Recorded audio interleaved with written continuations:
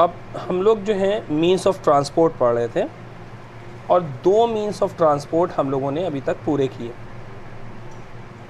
एक डिफ्यूजन और दूसरा मीन्स ऑफ ट्रांसपोर्ट था फैसिलिटेटेड डिफ्यूजन।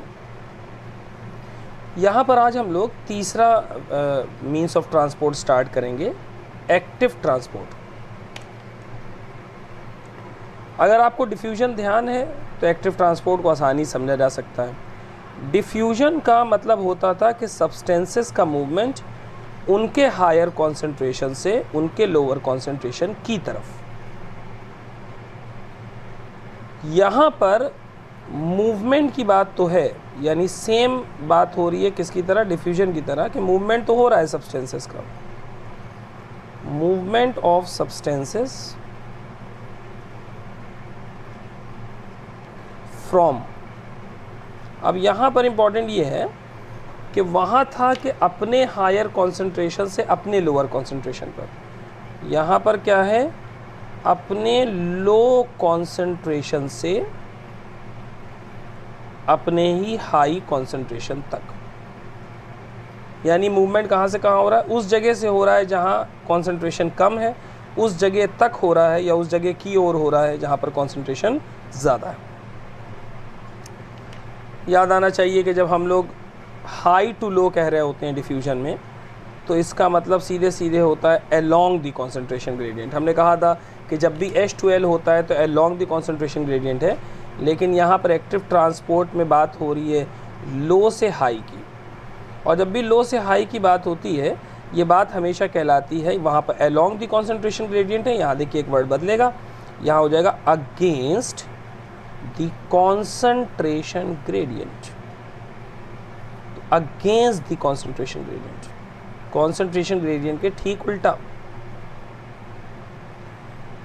हमने वहाँ कहा था कि जब मूवमेंट H2L होती है तो इसे हम लोग कहते हैं अलोंग द कॉन्सेंट्रेशन ग्रेडियंट और डाउनहिल मूवमेंट, और जब भी मूवमेंट L to H हो रही होती है यानी लो कॉन्सेंट्रेशन से हाई कॉन्सेंट्रेशन, तो इसे अगेंस्ट द कॉन्सेंट्रेशन ग्रेडियंट कह रहे हैं। और यहाँ पर आप शब्द यूज़ करेंगे अपहिल मूवमेंट।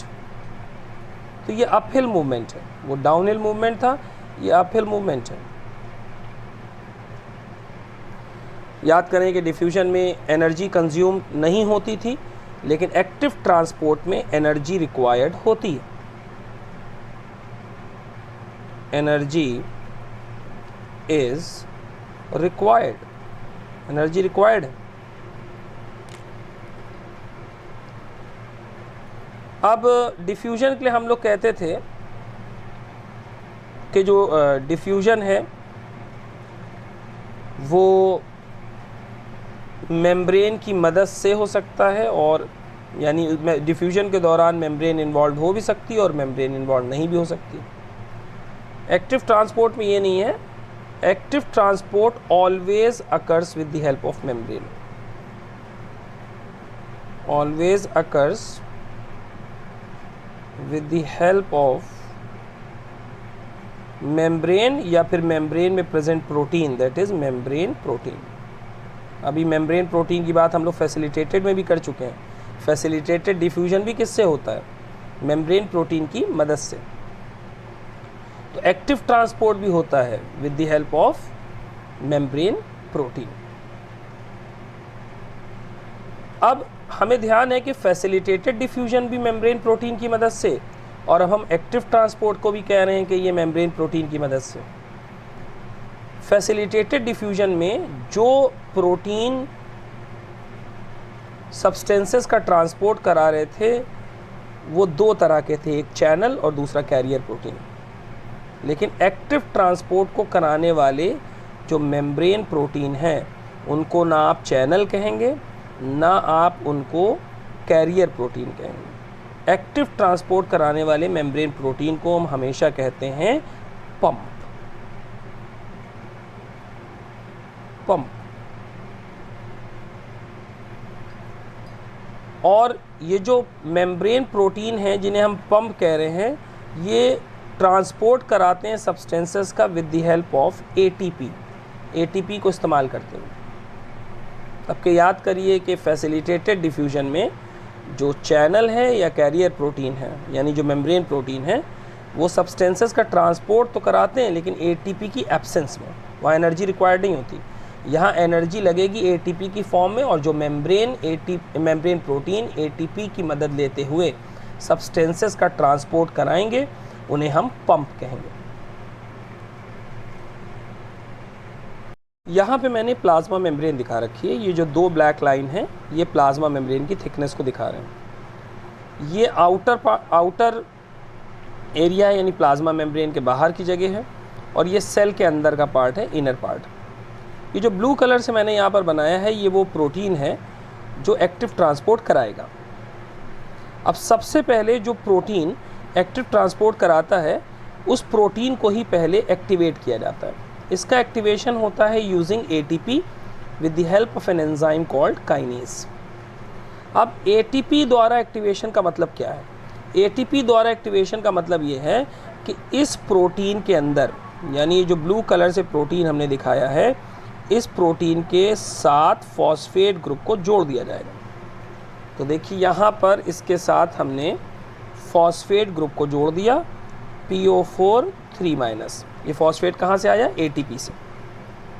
अब ये एक्टिवेटेड हो गया। जब ये एक्टिवेटेड होगा तो अब ये मूव करेगा towards outer part of the plasma membrane, बाहर की तरफ मूव करेगा। देखिए ये मूव कर गया, इसमें फॉस्फेट लगा हुआ है। हम रिप्रेजेंटेशन के लिए P लिख दे रहे हैं, आप समझ जाएं फॉस्फेट है। अब जो सब्सटेंस बाहर से अंदर आना है, जिसे चलिए ये भी दिखाई देते हैं। यहाँ पर एक सब्सटेंस है, देखिए ये हम जो है ब्राउन कलर से बना रहे हैं, और यही सब्सटेंस इनर साइड पे ज़्यादा है, और इस सब्सटेंस का मूवमेंट कराना है from low concentration to high concentration. देखिए यहाँ कम है और यहाँ ज़्यादा है, कम से ज़्यादा की तरफ कराना, यानी एक्टिव ट्रांसपोर्ट कराना। अब सबसे पहले ये जो एक्टिवेटेड प्रोटीन है ये इस सब्सटेंस के एक मॉलिक्यूल को अपनी बाइंडिंग साइट पर अटैच कर लेगा। ये एक्टिवेशन के बाद ही हो सकता है, जब ये एक्टिवेट होगा तभी बाइंड कर सकता है। अब जब ये बाइंड कर लेगा तो ये मूव करेगा इस तरह से, और मूव करने के बाद यहाँ पर एक सबसे बड़ी घटना जो होगी वो ये होगी कि ये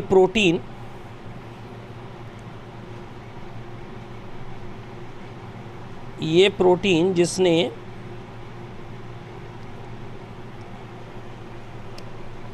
सब्सटेंस के मॉलिक्यूल को बाइंड कर लिया है, ये प्रोटीन अपने में से फॉस्फेट रिलीज़ कर देगा।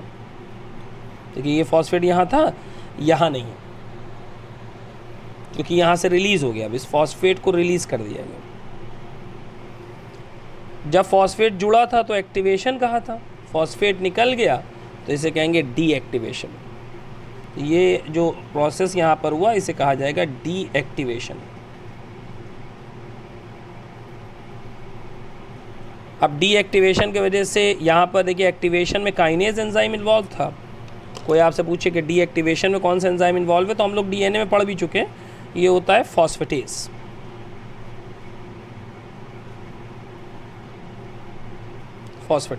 फॉस्फेटेज एंजाइम की प्रेजेंस में ऐसा हो जाएगा। अब क्या होगा?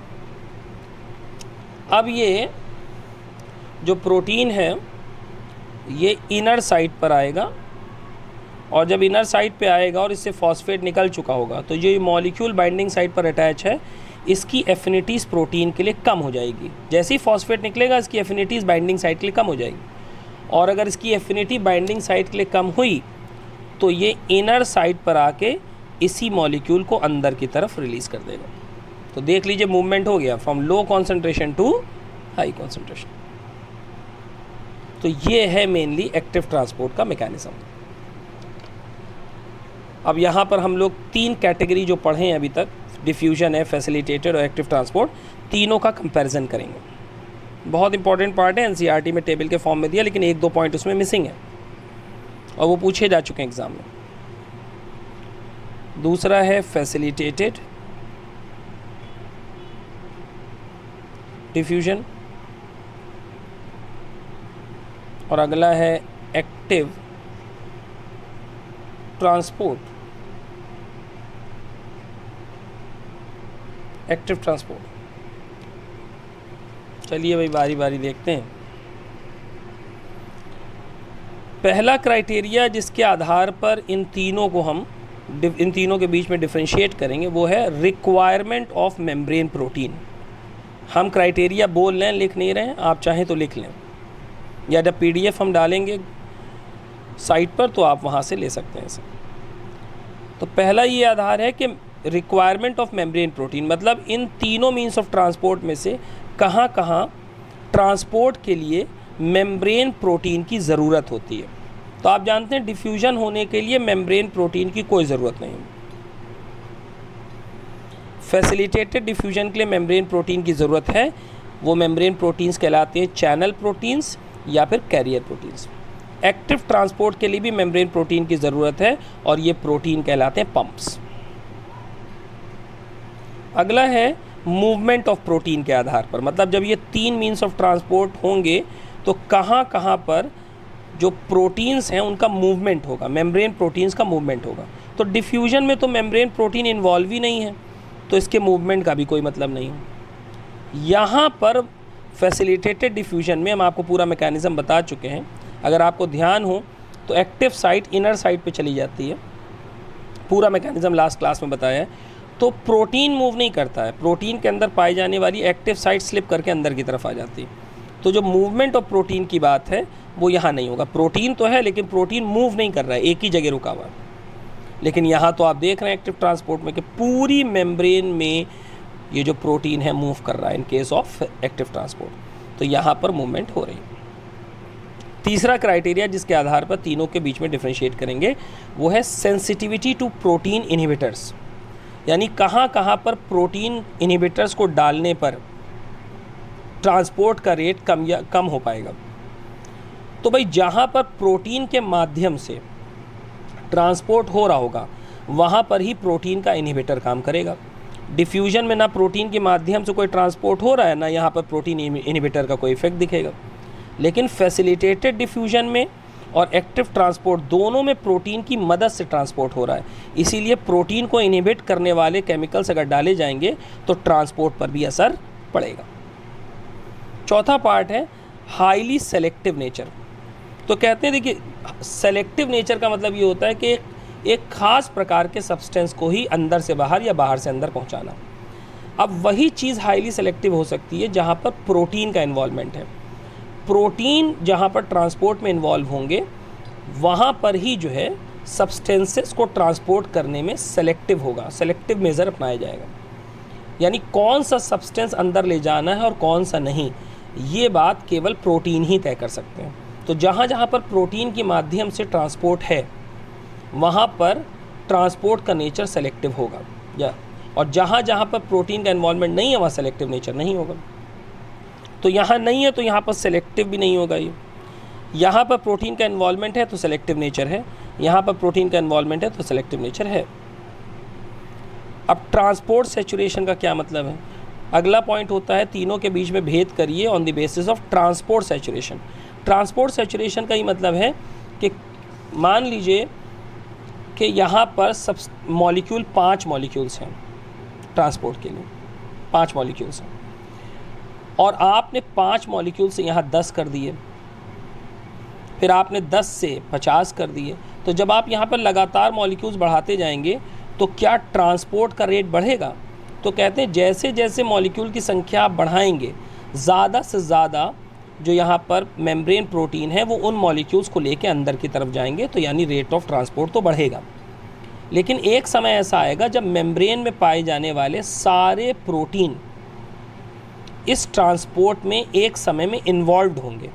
अब अगर आप अगर यहाँ पर सब्सटेंस के मॉलिक्यूल्स ऑफ सब्सटेंस बढ़ाएंगे भी तब भी यहाँ उनको अंदर ले जाने के लिए प्रोटीन्स यानी मेम्ब्रेन प्रोटीन्स अवेलेबल नहीं होंगे। यानी जब मेम्ब्रेन प्रोटीन ही अवेलेबल नहीं होंगे तो यहाँ कॉन्सेंट्रेशन बढ़ाने से फर्दर रेट नहीं बढ़ेगा। जब कॉन्सेंट्रेशन बढ़ाने से ट्रांसपोर्ट का रेट फर्दर ना बढ़े तो इसे कहते हैं सैचुरेशन पॉइंट। इसको एक आसान तरीके से भी समझ सकते हैं, जैसे मान लीजिए एक नदी है और उसको कुछ लोगों को क्रॉस करना है और वहाँ पर 500 लोग खड़े हुए हैं और वहाँ पर कुल नाव उसको पार कराने के लिए 500 हैं। या चलिए ऐसे मान लें कि शुरुआत में 10 लोग हैं और वहाँ पर 100 नाव हैं। तो अगर 20 लोग हो गए तो वहाँ पर क्योंकि 100 नाव हैं तो नदी को क्रॉस करने वाले लोग जो हैं वो बढ़ जाएंगे।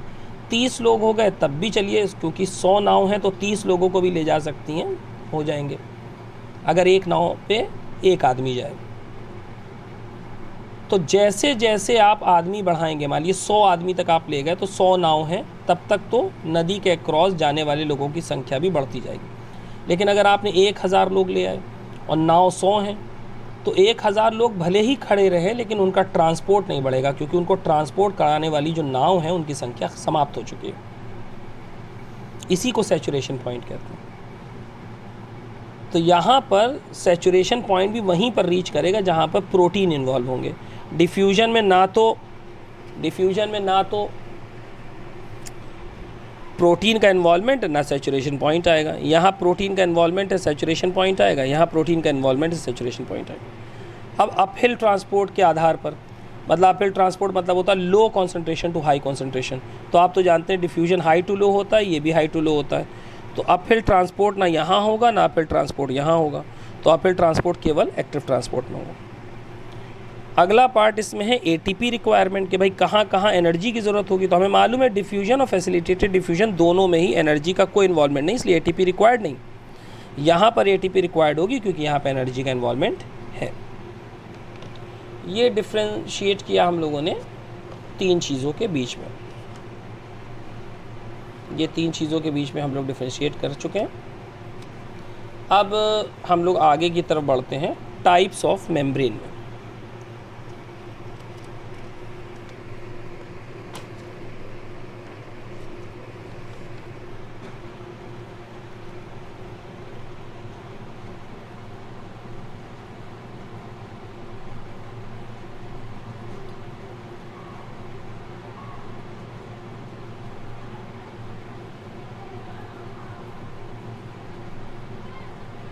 अगला पार्ट है इसमें टाइप्स ऑफ मेम्ब्रेन।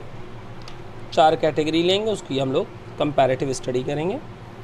पहला है परमिएबल,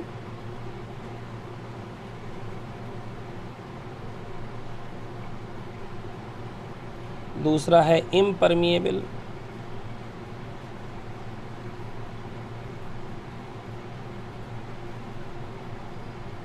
तीसरा है, हम शॉर्ट में लिख रहे हैं, सेमी परमिएबल, और लास्ट है सेलेक्टिवली परमिएबल।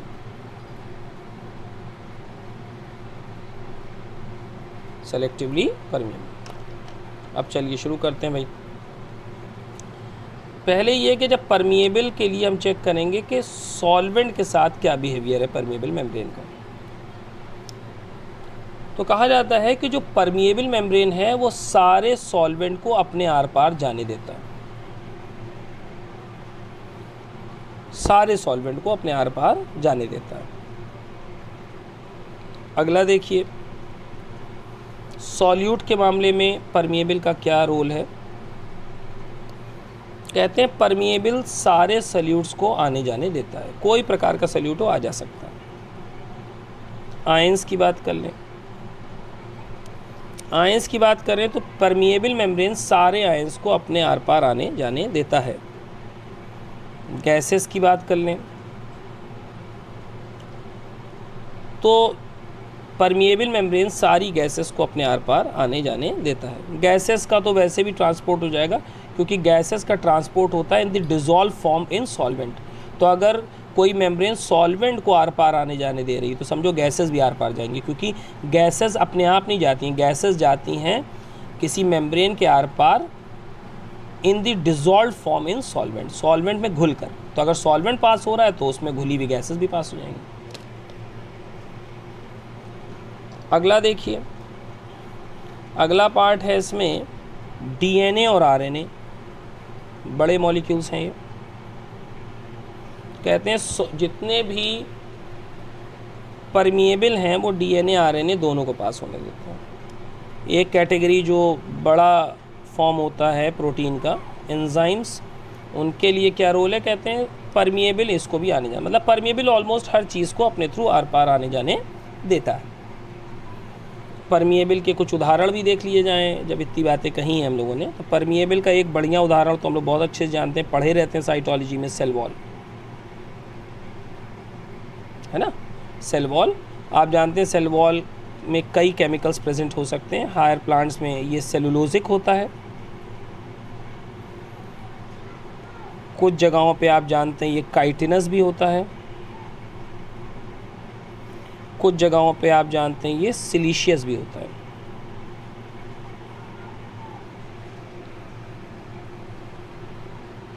इसके बाद आते हैं अब हम लोग इम्परमिएबल पे, बस अब टिक और क्रॉस देखना है। सॉल्वेंट के साथ इम्परमिएबल का क्या रोल होगा, कहते हैं सॉल्वेंट को आने जाने नहीं देगा, सॉल्यूट को आने जाने नहीं देगा, आयन को आने जाने नहीं देगा, गैसेस को आने जाने नहीं देगा, डीएनए आरएनए को आने जाने नहीं देगा, एंजाइम को आने जाने नहीं देगा, मतलब किसी को भी अपने आर पार आने जाने नहीं देगा, इसीलिए इसे आपने नाम दे दिया इम्परमिएबल मेम्ब्रेन। और एक बढ़िया उदाहरण हम लोग याद कर रहे रहते हैं, एनाटॉमी में खूब पढ़ा रहता है, उसे कहते हैं सुबराइज्ड कॉक सेल्स। जितने सुबराइज्ड कॉक सेल्स होते हैं उनमें जो मेम्ब्रेन होती है, यानी जो सेल वॉल होती है, उसमें सुबरेन डिपॉजिट है, वो आने जाने नहीं देता। दूसरा, cutinized epidermal cells, cutinized epidermal cell, cutinized epidermal cell. अगला देखिए, अगला है इसमें semi permeable. Semi permeable solvent को तो अपने आर पार आने जाने देता है, सॉल्यूट के लिए मना, सॉल्यूट को आर पार नहीं जाने देगा, आयंस को आर पार नहीं जाने देगा, गैसेस जा सकती हैं, अगर सॉल्वेंट जा सकता है तो गैसेस भी जा सकती हैं क्योंकि उसमें डिसॉल्व होके जाती हैं। डीएनए आरएनए को आने जाने नहीं देता, एंजाइम को भी आने जाने नहीं देता। उदाहरण देखिए, egg membrane,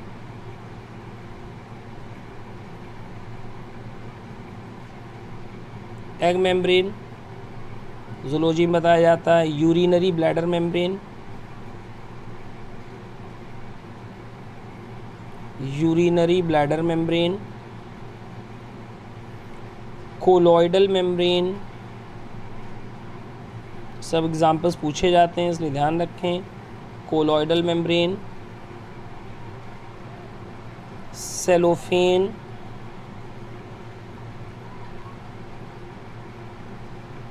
parchment paper, the parchment membrane, parchment membrane, और नेक्स्ट है कॉपर फेरो साइनाइड मेम्ब्रेन। ये सारे एग्जाम्पल आपको याद होने चाहिए, ठीक है। अब यहाँ पर सॉल्वेंट, सेलेक्टिवली परमिएबल की बात करें तो सॉल्वेंट को आने जाने देता है, सॉल्यूट को आने जाने तो देता है लेकिन कुछ खास सॉल्यूट्स को, हर सॉल्यूट को नहीं, इसीलिए वर्ड में हम लिख दे रहे हैं यहाँ स्पेसिफिक, इसीलिए सेलेक्टिवली कह रहे हैं क्योंकि हर सॉल्यूट को आने जाने नहीं देगा। अगर हर सॉल्यूट को आने जाने देगा तब तो परमिएबल हो जाएगा, कुछ खास सॉल्यूट्स को आने जाने देगा तभी सेलेक्टिवली है। आयंस की बात करें आने जाने देता, लेकिन फिर वही बात कि स्पेसिफिक, कुछ खास आयंस को आने जाने देगा। गैसेस बात ही नहीं, सॉल्वेंट है तो गैसेस होना है, डीएनए आरएनए और एंजाइम को नहीं। और यहाँ पर उदाहरण क्या है समझ लीजिए, एक ग्रुप है पूरा, तो हो जाएगा जितनी बायोलॉजिकल मेम्ब्रेन है, प्लाज्मा मेम्ब्रेन हो, टोनोप्लास्ट हो, जितनी बायोलॉजिकल मेम्ब्रेन्स हैं, किसी सेल ऑर्गेनल के ऊपर पाए जाने वाली मेम्ब्रेन जैसे माइटोकॉन्ड्रिया पर, क्लोरोप्लास्ट पर, सब की सब क्या होती है, सेलेक्टिवली परमिएबल मेम्ब्रेन। अब इसके बाद हम लोग आते हैं नेक्स्ट पार्ट की तरफ। हम लोग का वो पार्ट है ऑस्मोसिस। तीनों मीन्स ऑफ ट्रांसपोर्ट पढ़ लिया, अब हम लोग बात करेंगे ऑस्मोसिस की। ऑस्मोसिस के लिए पहली लाइन देखिए क्या लिख रहे हैं, बहुत इंटरेस्टिंग लाइन है, इसी से हम लोग इसको स्टडी करेंगे। ऑस्मोसिस होता है एक स्पेशल टाइप ऑफ डिफ्यूजन, मतलब ये एक विशेष प्रकार का डिफ्यूजन ही है। अब जब आपने कह दिया ये डिफ्यूजन है, भले विशेष प्रकार का हो, तो मतलब मूवमेंट होगा from higher concentration to lower concentration, मतलब होगा मूवमेंट होगा अलोंग द कॉन्सेंट्रेशन ग्रेडियंट, मतलब है मूवमेंट होगा डाउनहिल मूवमेंट, मतलब ये है कि यहाँ पे एनर्जी की रिक्वायरमेंट नहीं होगी। जब डिफ्यूजन कह दिया तो सारी बातें आ गई। अब स्पेशल टाइप क्यों कह रहे हैं वो देखिए। यहाँ मूवमेंट, यहाँ पर जो ऑस्मोसिस है इसको डिफ्यूजन का स्पेशल टाइप इसलिए कह रहे हैं कि डिफ्यूजन में सॉलिड भी डिफ्यूज़ कर सकता है, लिक्विड भी और गैस भी। ऑस्मोसिस में हम लोग केवल बात करेंगे लिक्विड के डिफ्यूजन, यानी यहाँ पर केवल सॉल्वेंट, लिक्विड, और अगर मेनली कोई सॉल्वेंट और लिक्विड की बात की जाए तो वाटर मॉलिक्यूल्स का मूवमेंट दिखाई देगा। किसी लिक्विड का, किसी सॉल्वेंट के मॉलिक्यूल्स का, स्पेशली वाटर मॉलिक्यूल्स का मूवमेंट दिखाई देगा। यानी यहाँ केवल सॉल्वेंट के मूवमेंट की बात करेंगे ऑस्मोसिस में। सबसे इम्पॉर्टेंट बात यह है कि ऑस्मोसिस में हमेशा या तो एक सेमी परमिएबल मेम्ब्रेन इन्वॉल्व होती है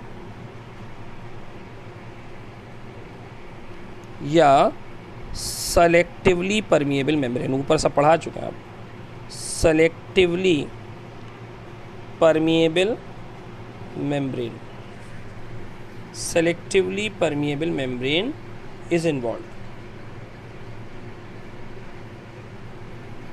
डिफ्यूजन में मेम्ब्रेन हो भी सकती है इन्वॉल्व, नहीं भी, लेकिन ऑस्मोसिस में हमेशा मेम्ब्रेन इन्वॉल्व होती है। तो ये हमारी ऑस्मोसिस की शुरुआत है। ध्यान रखना है कि स्पेशल टाइप ऑफ डिफ्यूजन है। पहले ऑस्मोसिस पे बात आगे बढ़ाएं, एक एक्सपेरिमेंट से हम लोग शुरुआत करेंगे। पहले हम इस एक्सपेरिमेंट के डायग्राम ड्रॉ कर लें, फिर आपसे बात करते हैं। ये है एक सेटअप एक एक्सपेरिमेंट के लिए जिसका नाम है thistle funnel experiment.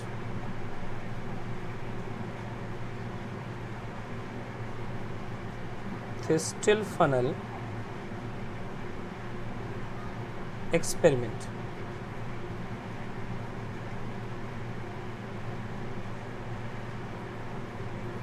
Thistle funnel experiment. यहाँ पर पहले तो ध्यान दें कि पहला सेटअप ये है और इसमें हमने बीकर के अंदर प्योर वाटर ले रखा है। तो ये जो यहाँ पर है ये है प्योर वाटर।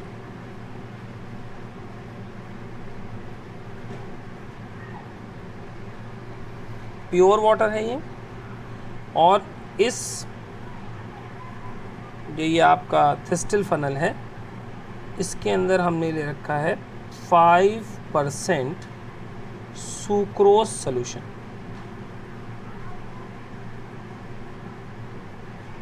5% सुक्रोज सॉल्यूशन, ठीक है। साथ में थिस्टिल फनल के एंड पर ये जो रेड कलर से हमने दिखाया है ये है सेमी परमिएबल मेम्ब्रेन, जो किसको केवल आने जाने देगी, सॉल्वेंट। हम लोग पढ़ चुके हैं सेमी परमिएबल का मतलब ही है कि सॉल्यूट को आने जाने ना दें। किसको आने जाने दें, सॉल्वेंट को। यहाँ सॉल्वेंट कौन है, वाटर। अब ध्यान दीजिए इस पर ज़रा, 5% सुक्रोज सॉल्यूशन का क्या मतलब है। 5% सुक्रोज सॉल्यूशन का मतलब ये हो गया कि यहाँ पर 5 ग्राम सुक्रोज है और 95 ग्राम वाटर है।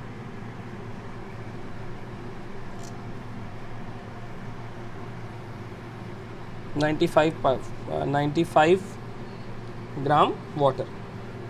प्योर वाटर का क्या मतलब है कि यहाँ पर केवल वाटर है, यानी 100% वाटर है। 100% का मतलब हो गया 100 ग्राम वाटर। अब बीकर के अंदर 100 ग्राम पानी है और अंदर की तरफ 95 ग्राम। कहाँ पर वाटर का कॉन्सेंट्रेशन ज़्यादा है? तो कहते हैं बीकर में थिस्टिल फनल के मुकाबले पानी का कॉन्सेंट्रेशन ज़्यादा है। और ऑस्मोसिस में मूवमेंट कहाँ से कहाँ होता है? फ्रॉम लिक्विड का मूवमेंट होता है from higher concentration to lower concentration. तो यहाँ पर हायर कॉन्सेंट्रेशन बीकर में और थिस्टिल फनल में लोअर कॉन्सेंट्रेशन, पानी इस तरह से अंदर जाए। ऑस्मोसिस। तो water enter into the thistle funnel due to osmosis, ये तो पक्का है। कोई पूछे कब तक जाता रहेगा?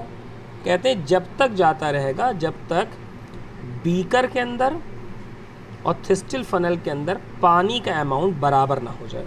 जब दोनों तरफ पानी का अमाउंट बराबर होगा तो ये पानी जो अंदर जा रहा है ये रुक जाएगा, हो भी जाएगा। देखिए यहाँ पर पानी बाहर 100 ग्राम, अंदर 95 ग्राम।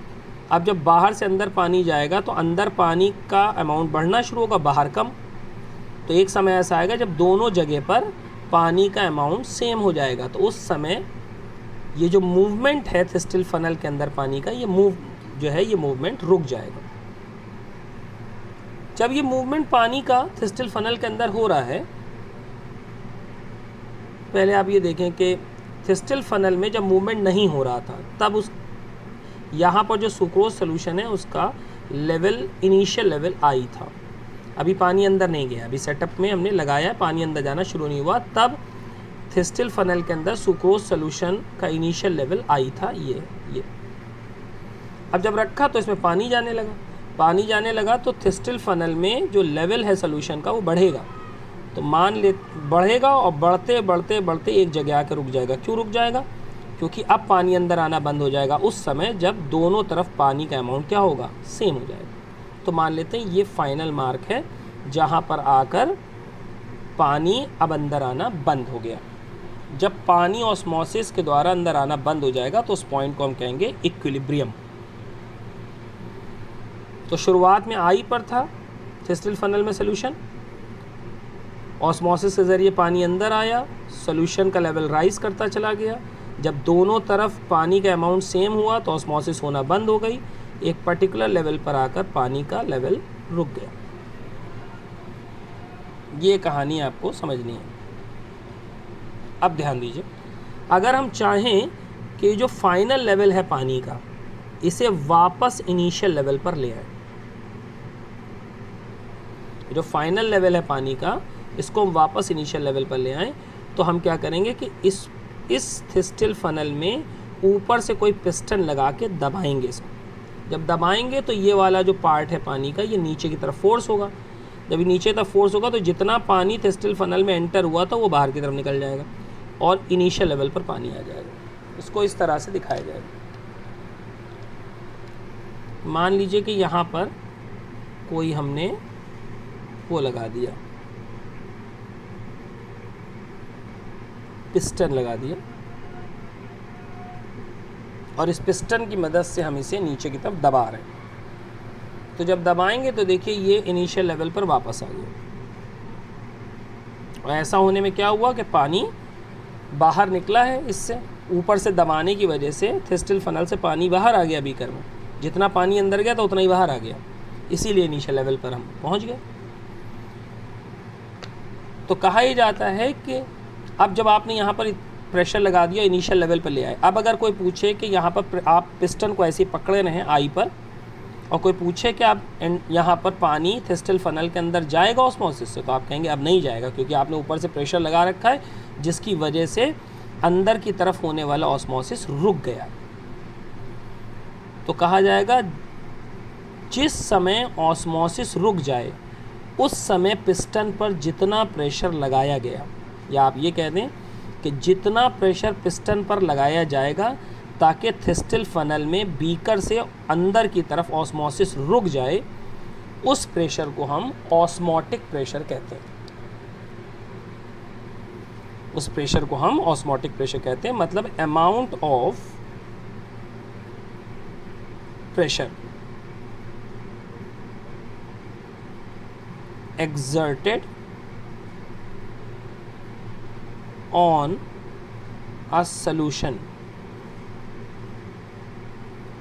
to stop osmosis is called, इसी को कहा जाएगा ऑस्मोटिक प्रेशर। ये ध्यान रखें, पहली बार ये टर्म आपके सामने ला रहे हैं, ऑस्मोटिक प्रेशर। इसका एब्रीविएशन भी आपको बता दें, ये बनाया हुआ नहीं है, ये अप्रूव्ड है, ओपी।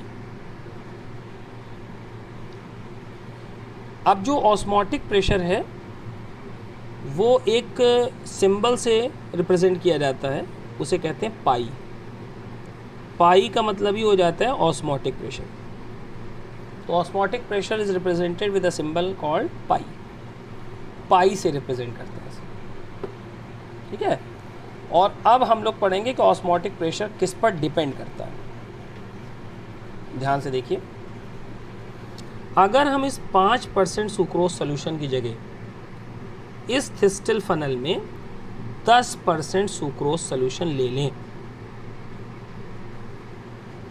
तो बताइए कि इस लेवल से ऊपर पानी, इस लेवल से भी ऊपर पानी जाकर रुकेगा या इसी लेवल पर रुकेगा। तो कहते हैं कि यहाँ पर आपने कॉन्सेंट्रेशन बढ़ाया है, 5% से 10% कर दिया। इसका मतलब पानी 95 से कितना रह गया है, 90, और बाहर कितना है, 100 है। पहले डिफरेंस 100 और 95 का 5 आता था, यानी जो कॉन्सेंट्रेशन ग्रेडियंट था वो कितना था, 5। अब कॉन्सेंट्रेशन ग्रेडियंट कितना आएगा, 10। तो जब कॉन्सेंट्रेशन ग्रेडियंट बढ़ जाएगा तो अल्टीमेटली ऑस्मोसिस भी बढ़ेगा, और जब ऑस्मोसिस बढ़ेगा तो इस लेवल से और ऊपर जाकर कहीं पर इक्विलिब्रियम आएगा। अब इस लेवल से वापस आई तक लाने में इस पिस्टन द्वारा जो प्रेशर लगेगा वो पहले के मुकाबले बहुत ज़्यादा होगा। क्यों? क्योंकि पहले में आप यहाँ से यहाँ तक दबा के पानी को ला रहे थे, अब आप यहाँ से यहाँ तक पानी को दबा कर ला रहे हैं। इसका मतलब पहले के मुकाबले अब जो है इस पिस्टन पर ज़्यादा प्रेशर लगाना होगा, यानी पहले के मुकाबले ऑस्मोटिक प्रेशर ज़्यादा होगा। देखिए यहाँ पर 5% से 10% का क्या मतलब हो गया, सोल्यूशन का कॉन्सेंट्रेशन बढ़ा दिया आपने। तो सोल्यूशन का कॉन्सेंट्रेशन बढ़ाने से इसका मतलब ऑस्मोटिक प्रेशर भी बढ़ जाता है। इसीलिए इसके आगे लिखा जाता है कि ऑस्मोटिक प्रेशर इज डायरेक्टली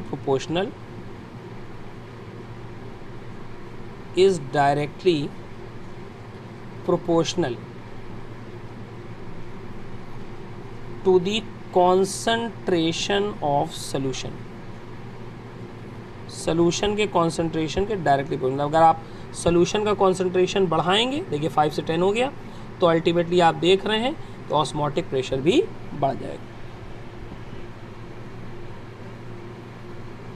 ठीक है। दूसरी बात, ऑस्मोटिक प्रेशर जो है वो डायरेक्टली प्रोपोर्शनल होता है टेम्परेचर के। तो हमें लगता है ये कोई बहुत बड़ी बात नहीं है, क्योंकि जब आप टेम्परेचर बढ़ाओगे तो वाटर मॉलिक्यूल्स की एवरेज काइनेटिक एनर्जी या इनहेरेंट काइनेटिक एनर्जी बढ़ेगी, तो डिफ्यूजन भी बढ़ेगा, और इसी डिफ्यूजन के स्पेशल टाइप को हम लोग क्या कहेंगे, ऑस्मोसिस, यानी ऑस्मोसिस भी बढ़ेगा। तो जब ऑस्मोसिस बढ़ेगा तो अल्टीमेटली ऑस्मोटिक प्रेशर भी बढ़ेगा, क्योंकि जब ऑस्मोसिस बढ़ेगा तो और ज़्यादा पानी इसके अंदर आएगा, तो उसे नीचे लाने के लिए और ज़्यादा फोर्स लगाना पड़ेगा, तो अल्टीमेटली ऑस्मोटिक प्रेशर भी बढ़ जाएगा।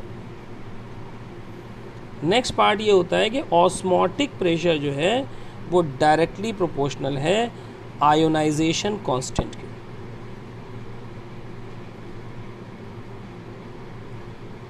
आयोनाइजेशन कांस्टेंट के, और हम लोग जानते हैं केमिस्ट्री के आयोनाइजेशन कांस्टेंट किसके लिए यूज़ होता है, मेनली कहते हैं इलेक्ट्रोलाइट्स के लिए। और लास्ट है कि ऑस्मोटिक प्रेशर जो है वो डायरेक्टली प्रोपोर्शनल होगा hydration of solute molecules. Solute molecule से जितना ज़्यादा वाटर मॉलिक्यूल्स अटैच होंगे उतना ही ज़्यादा ऑस्मोटिक प्रेशर भी होगा। ऑस्मोटिक प्रेशर का एक फॉर्मूला भी है, osmotic pressure is equal to ICR और T। अब यहाँ बारी बारी हम सबके मतलब देख लें कि क्या है। आई तो मतलब है अभी ऊपर ही पढ़ चुके हैं, ionization constant. Ionization constant. C क्या है, कैपिटल सी है यहाँ पर मोलर कॉन्सेंट्रेशन। ये केमिस्ट्री के स्टूडेंट आप जानते हैं। कैपिटल आर है गैस कांस्टेंट, इसकी वैल्यू लगभग आती है 0.082। बायो में यही वैल्यू यूज़ की जाती है। केमिस्ट्री में बहुत सारी वैल्यूज़ बताई जाती है यूनिट पर डिपेंड करते हुए, यहाँ पर आपको केवल यही ध्यान रखनी है। नेक्स्ट है एब्सोल्यूट टेम्परेचर। कैपिटल टी का मतलब हो गया एब्सोल्यूट टेम्परेचर, तो हम जानते हैं एब्सोल्यूट टेम्परेचर का मतलब होता है टेम्परेचर इन केल्विन। ठीक है भाई, तो ये जो है ऑस्मोटिक प्रेशर का फॉर्मूला हो गया। अब हम लोग इस फॉर्मूले का थोड़ा सा एप्लीकेशन देख लें। फॉर्मूले का एप्लीकेशन,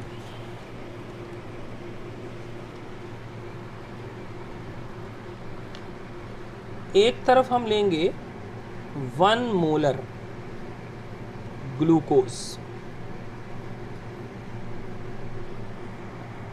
एट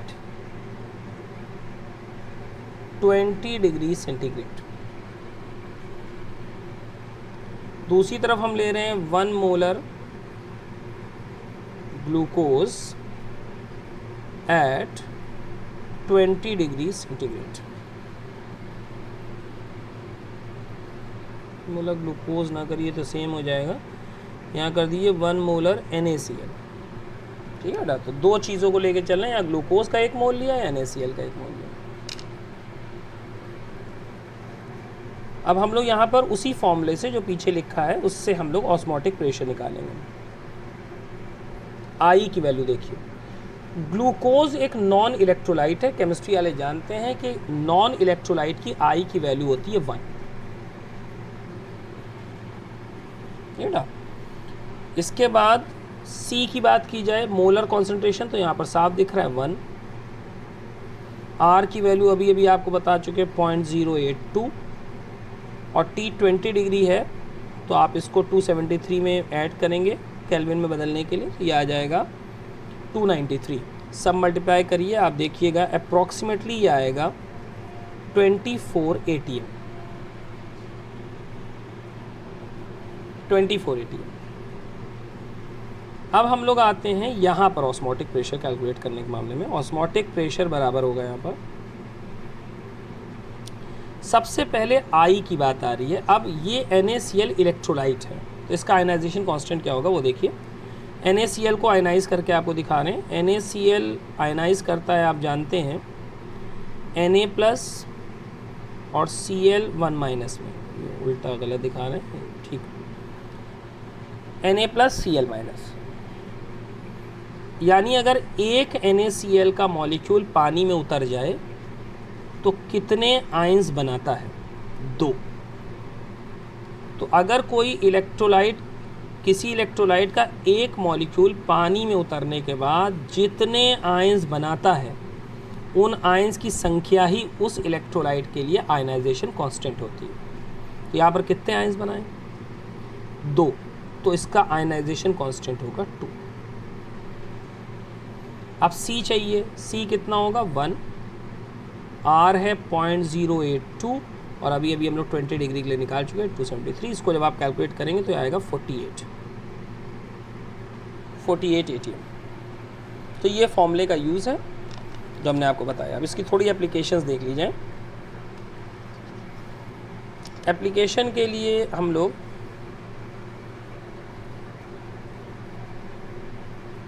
यहाँ पर 2 कंपार्टमेंट बनाएंगे।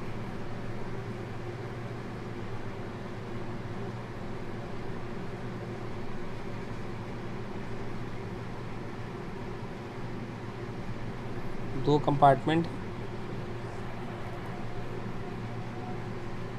ये A कंपार्टमेंट है, ये B कंपार्टमेंट है। A कंपार्टमेंट में हमने क्या ले रखा है? 5 10% NaCl। अच्छा, बी कंपार्टमेंट में क्या ले रखा है हम लोगों ने, 10% NaCl, है ना। अब देखिए यहाँ 5% NaCl है, तो इसका मतलब कितना पानी है, 95% पानी है। यहाँ 10% NaCl है, तो यहाँ कितना पानी है, यहाँ पर हो गया 90% पानी।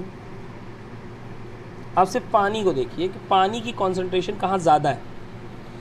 ए कंपार्टमेंट में पानी की कॉन्सेंट्रेशन ज़्यादा है और बी में कम है।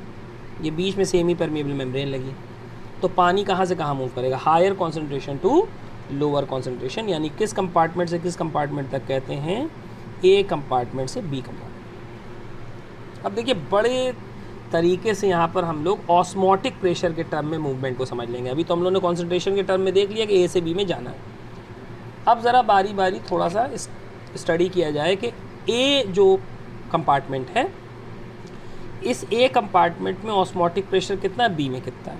देखिए अब ये भी पीछे पढ़ा था कि जहाँ पर कॉन्सेंट्रेशन ज़्यादा होता है उस चीज़ का ऑस्मोटिक प्रेशर भी ज़्यादा होता है। ये 5% NaCl है, ये 10%। कहाँ कॉन्सेंट्रेशन ज़्यादा है, कहते हैं यहाँ कॉन्सेंट्रेशन ज़्यादा है तो यहाँ ऑस्मोटिक प्रेशर ज़्यादा है, और यहाँ कॉन्सेंट्रेशन कम है तो यहाँ ऑस्मोटिक प्रेशर कम है। इसका मतलब ये हुआ कि अब अगर आप वाटर के मूवमेंट को देखें तो होना तो अभी भी ए से बी ही है, क्योंकि हायर से लोअर है। इसी एरो को इनके बीच में लगा दीजिए, तो अब ऑस्मोटिक प्रेशर के टर्म में आंसर आ जाएगा कि पानी कहाँ से कहाँ जाएगा। तो कहते हैं पानी जाता है उस कंपार्टमेंट से जहाँ ऑस्मोटिक प्रेशर कम हो, उस कंपार्टमेंट तक जहाँ ऑस्मोटिक प्रेशर ज़्यादा हो। तो ये कंक्लूजन बहुत इंपॉर्टेंट है। ये ऑस्मोटिक प्रेशर के टर्म में हम लोग मूवमेंट कह रहे हैं। इसको हम लोग लिखेंगे कि water moves from low osmotic pressure to high osmotic pressure, low osmotic pressure to high osmotic pressure. ठीक है, अब आते हैं हम लोग नेक्स्ट पार्ट की तरफ।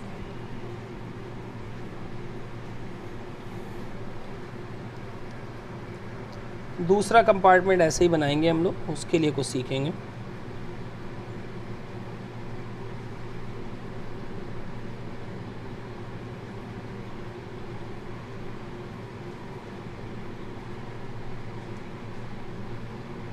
फिर ये ए है, ये बी है। यहाँ पर हम लेंगे 1 मोलर ग्लूकोज और यहाँ पर हम लेंगे 1 मोलर NaCl। ठीक है, आगे देखिए। अभी हम लोग ऊपर कैलकुलेट भी कर चुके हैं। 1 मोलर ग्लूकोज देखिए कितना आता था ऑस्मोटिक प्रेशर, कैलकुलेट करके 20 डिग्री पर है। तो यहाँ पर ऑस्मोटिक प्रेशर कैलकुलेट करके आएगा 24 atm, और यहाँ पर ऑस्मोटिक प्रेशर कितना आएगा भाई, 48। ऊपर देखिए कैलकुलेट किया। अब वाटर हमेशा मूव कहाँ करता है, from lower osmotic pressure to higher, तो यहाँ पर मूवमेंट ऐसे है, ऊपर देख चुके हैं, lower to higher osmotic pressure. एक उदाहरण और,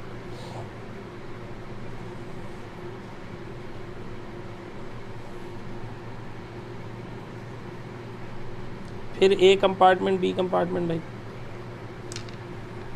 एक तरफ है 1 मोलर Na2CO3 और एक तरफ है 1 मोलर NaCl। टेम्परेचर सब बराबर है। अब हम ऑस्मोटिक प्रेशर कैलकुलेट करना चाहें तो एक तो ध्यान रखना है कि ऑस्मोटिक प्रेशर में फॉर्मूला है ICRT। दोनों के लिए ज़रा C कंपेयर करें। C दोनों के लिए सेम है 11, R दोनों के लिए सेम है 0.082, T दोनों के लिए जो भी होगा सेम होगा। तो ये 3 चीज़ों तो सेम है। इसका मतलब ऑस्मोटिक प्रेशर उसी का ज़्यादा होगा जिसका I ज़्यादा होगा, ऑस्मोटिक प्रेशर उसका कम होगा जिसका I कम होगा। I निकाल लिया जाए। आई निकालने का तरीका क्या था कि पहले हम देखें कि इलेक्ट्रोलाइट है या नहीं है। अगर इलेक्ट्रोलाइट नहीं है तो 1 आ गया, इलेक्ट्रोलाइट है तो अलग तरीका। आप देखें ये दोनों तो इलेक्ट्रोलाइट है। इसको पानी में एक मॉलिक्यूल को डुबकी लगवा दी। जब Na2CO3 की डुबकी लगवाएंगे आप पानी में तो ये बनेगा 2 Na+ और CO3 1-। कितने आयन्स बने? 2 Na के आयन बने और 1 CO3 का, यानी टोटल आयन कितने आए? 3। तो इसकी I की वैल्यू आ गई 3। यहाँ देखिए एक NaCl को पानी में डुबकी लगवा दें तो ये आएगा Na+ Cl 1-। कितने आयन्स बने? 2। तो यहाँ I की वैल्यू हो गई 2। किसकी I की वैल्यू ज़्यादा? इसकी। तो ऑस्मोटिक प्रेशर भी इसका ज़्यादा होगा और इसका ऑस्मोटिक प्रेशर कम। और मूवमेंट हमेशा होता है from low osmotic pressure to high osmotic pressure. तो किस कंपार्टमेंट से किस कंपार्टमेंट में जाएगा? From B to A। एक लाइन बहुत इंपॉर्टेंट है जिसको आगे हम लोग कहीं इस्तेमाल भी करेंगे, और वो ये है बेटा कि जो ऑस्मोटिक प्रेशर होता है किसी सॉल्यूशन का, वो ये बताता है कि वो सॉल्यूशन कितना पानी अपनी ओर खींच सकता है। सॉल्यूशन का कॉन्सेंट्रेशन जितना ज़्यादा होगा, अगर किसी सॉल्यूशन का कॉन्सेंट्रेशन ज़्यादा है तो इसका मतलब ये बहुत ज़्यादा पानी को अपनी ओर खींचेगा और रख लेगा। तो जितना ज़्यादा किसी सॉल्यूशन का कॉन्सेंट्रेशन होता है उसका उस सॉल्यूशन का अपने अंदर पानी को खींच के रखने की कैपेसिटी भी उतनी ही ज़्यादा होती है। इसको हम लोग कहते हैं high water retaining capacity. High water retaining capacity. इसीलिए ऑस्मोटिक प्रेशर का एक और नाम भी है, क्योंकि किसी सॉल्यूशन में जितना ज़्यादा कॉन्सेंट्रेशन होगा उस सॉल्यूशन का ऑस्मोटिक प्रेशर उतना ज़्यादा और उस सॉल्यूशन का वाटर रिटेनिंग कैपेसिटी भी उतनी ज़्यादा। तो ऑस्मोटिक प्रेशर का एक नाम भी है। ऑस्मोटिक प्रेशर को कहा जाता है वाटर रिटेनिंग कैपेसिटी। तो हायर ऑस्मोटिक प्रेशर कहिए आप या हायर वाटर रिटेनिंग कैपेसिटी कहिए, दोनों बात एक ही है। तो किसी सॉल्यूशन का कॉन्सेंट्रेशन जितना ज़्यादा उसका ऑस्मोटिक प्रेशर उतना ज़्यादा। ऑस्मोटिक प्रेशर का दूसरा नाम हो वाटर रिटेनिंग कैपेसिटी, यानी उसका मतलब उसका वाटर रिटेनिंग कैपेसिटी उतनी ही ज़्यादा। यहाँ पर कुछ प्लांट के ग्रुप्स को लेते हुए हम लोग प्लांट के अंदर ऑस्मोटिक प्रेशर की बात करेंगे। ये कई बार पूछा जा चुका है। ऑस्मोटिक प्रेशर जो है वो हेलोफाइट्स का सबसे ज़्यादा होता है। हेलोफाइट्स याद दिला दें आपको, सैलाइन सॉइल में ग्रो करने वाले प्लांट्स हैं। इनमें ऑस्मोटिक प्रेशर सबसे ज़्यादा होता है। इससे कम ऑस्मोटिक प्रेशर दिखाई देता है अनदर ग्रुप ऑफ प्लांट में जो ड्राई एरियाज डेजर्ट एरियाज़ में ग्रो करते हैं, ज़ीरोफाइट्स। इससे कम ऑस्मोटिक प्रेशर होता है उन प्लांट्स का जिन्हें ग्रो करने के लिए ना तो बहुत ज़्यादा पानी की ज़रूरत होती है ना बहुत कम, इन्हें हम कहते हैं मीज़ोफाइट्स। और सबसे कम ऑस्मोटिक प्रेशर उन प्लांट्स का होता है जो पानी में ग्रो करते हैं, यानी हाइड्रोफाइट्स। ये जो हमने स्कीम लिखी है इसको ज़रूर से याद रखें। इस पर क्वेश्चंस आपको गाइड में या जब आप लास्ट 10 ईयर्स के पेपर सॉल्व करेंगे नीट के तो वहाँ मिलेगा।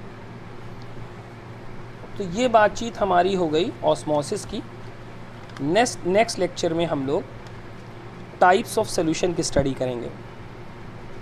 इसमें हम लोग हाइपोटोनिक, हाइपरटोनिक और आइसोटोनिक सॉल्यूशन को डिटेल में पढ़ेंगे और साथ में इसमें प्लाज्मोलिसिस की भी स्टडी करेंगे। Thank you.